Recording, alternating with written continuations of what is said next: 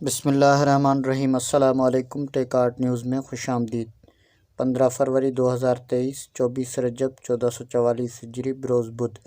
ٹیک art news لایا ہے سعودی عرب کے حالات اور قانون میں تبدیلیوں کی خبریں۔ اگر آپ بھی جاننا چاہتے ہیں تو چینل کو سبسکرائب کریں، لائک کریں، گھنٹی کے بٹن کو دبائیں تاکہ ہر آنے والی نئی ویڈیو آپ تک پہنچ سکے۔ تو چلتے ہیں خبر نامے کی طرف۔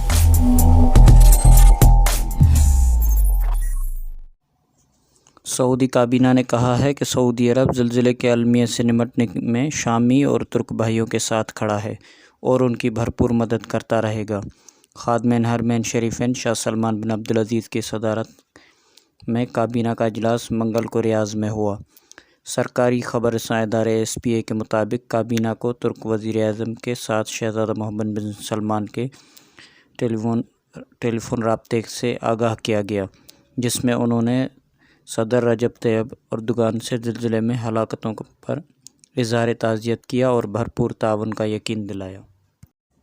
کابینہ نے سعودی موقف کا اعادہ کرتے ہوئے کہا کہ زلزلے سے پیدا ہونے والے انسانی حالات پر نظر رکھے ہوئے ہیں۔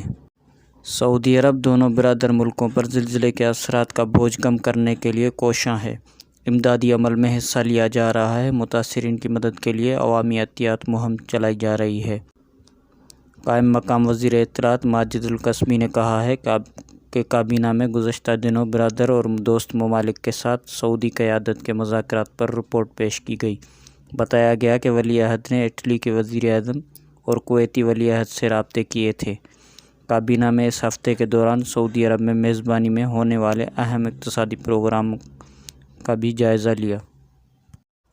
مکہ مکرمہ کے کنگ عبدالعزیز ہسپتال میں آگ لگنے سے ہنگامی حالت کا اعلان کیا گیا، جس کے بعد مریضوں کو دوسرے سیکشنوں میں منتقل کرنا پڑا۔ سبق ویب سائٹ کے مطابق آگ آپریشن وارڈ میں لگی تھی، جو ICU تک پھیل گئی۔ ہسپتال انتظامیہ نے کہا ہے کہ آتش زدگی پر قابو پانے کے بعد قانون نافذ کرنے والے اداروں نے تفتیشی کارروائی شروع کر دی ہے۔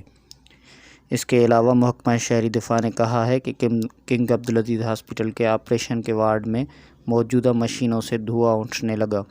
دھواں اتنا زیادہ تھا کہ وارڈ کو فوری طور پر خالی کر دیا گیا، جبکہ احتیاطی طور پر اس کے قریب واقع ICU کو بھی خالی کیا گیا۔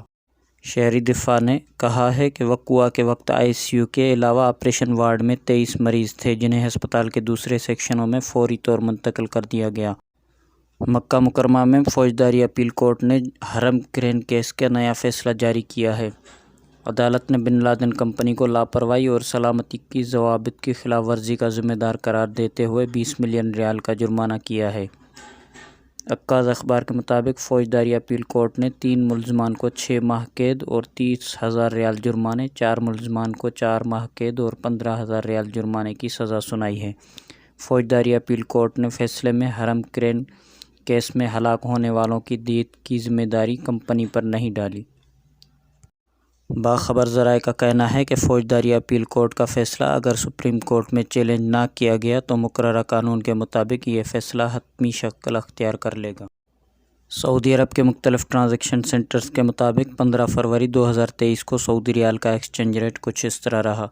پاکستان کے لیے فوری بینک 71 روپے 10 پیسے، STC پے 70 روپے 35 پیسے، تحویل راجی 70 روپے 5 پیسے، ویسٹرن یونین 69 روپے 98 پیسے، منی گرام 71 روپے 3 پیسے اور ٹیلی منی 70 روپے 35 پیسے۔ اور انڈیا کے لیے فوری بینک 21 روپے 75 پیسے، STC پے 21 روپے 66 پیسے، تحویل راجی 21 روپے 70 پیسے، ویسٹرن یونین 21 روپے 74 پیسے، منی گرام 21 روپے 51 پیسے اور انجاز بینک 21 روپے 72 پیسے۔ اور بنگلہ دیش کے لیے کچھ اس طرح: فوری بینک 28 ٹکا 26 پیسہ، STC پے 28 ٹکا 8 پیسہ، تحویل راجی 28 ٹکا 10 پیسہ، ویسٹرن یونین 28 ٹکا 21 پیسہ، منی گرام 27 ٹکا 94 پیسہ، انجاز بینک 28 ٹکا 5 پیسہ۔ تو یہ تھا آج کا مختصر خبر نامہ۔ مزید خبروں کے لیے چینل کو سبسکرائب کریں، لائک کریں، گھنٹی کے بٹن کو دبائیں۔ السلام علیکم۔